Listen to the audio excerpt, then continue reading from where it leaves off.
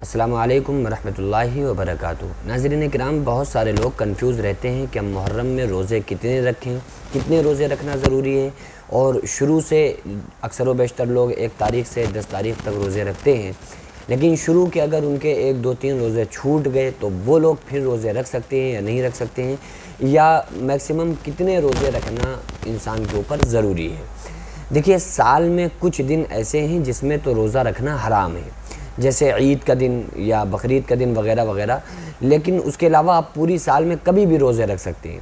اور آقا علیہ الصلوۃ والسلام نے محرم کے روزوں کے بارے میں حدیث سے ثابت ہے کہ آقا علیہ الصلوۃ والسلام کثرت سے محرم میں روزے رکھا کرتے تھے، عاشورے کا روزہ رکھتے تھے، اور آقا علیہ الصلوۃ والسلام رمضان کے علاوہ اور شعبان کے علاوہ جو بہت زیادہ روزے رکھتے تھے، اور جس کی فضیلت آقا علیہ السلام نے بیان فرمائی ہے، وہ محرم کے ہی روزے ہیں۔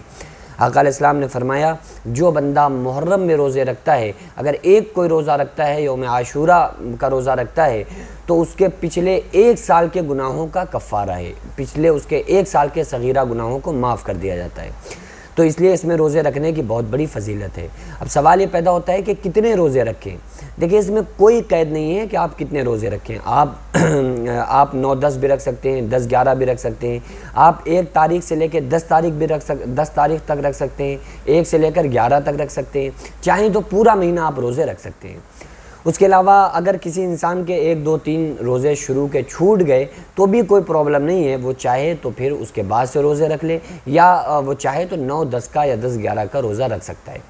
بہرحال اس میں کوئی قید نہیں ہے، کوئی پرابلم نہیں ہے، لیکن محرم کے روزوں کی فضیلت بہت زیادہ ہے، اس لیے ہم سارے لوگوں کو اس میں جتنا ہو سکتا ہے روزے رکھیں۔ یہ روزے فرض تو نہیں ہیں، ضروری تو نہیں ہے، مطلب یہ ہے کہ اگر آپ ان روزوں کو رکھ لیں گے، نفلیں رکھیں گے تو ثواب ملے گا، نہیں رکھیں گے تو گناہ نہیں ہے۔ جیسے کہ رمضان کے روزے ہیں، ان روزوں کو نہیں رکھیں گے تو گناہ پڑے گا، لیکن محرم کے روزوں کو اگر نہیں رکھیں گے تو گناہ تو نہیں ہے، لیکن اگر آپ رکھ لیں گے تو بہت بڑے ثواب کے مالک بن جائیں گے، بہت زیادہ آپ کو ثواب ملے گا۔ آقا علیہ الصلوۃ والسلام نے فرمایا، پچھلے 1 سال کے صغیرہ گناہوں کا کفارہ ہوتا ہے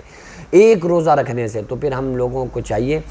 خواتین کو چاہیے، عورتوں کو چاہیے کہ وہ اس میں اگر آرام سے ہو سکے تو روزے رکھ لیا کریں، نفلیں رکھیں گے تو بہت بڑے ثواب کی مالک بن سکتے ہیں، اور اگر کوئی عورتیں رکھیں گی تو ان کے لیے بھی وہی اجر ہے جو مردوں کے لیے ہے، جتنا مردوں کو ثواب ہے اتنا ہی ان روزوں میں عورتوں کو بھی ثواب ملے گا۔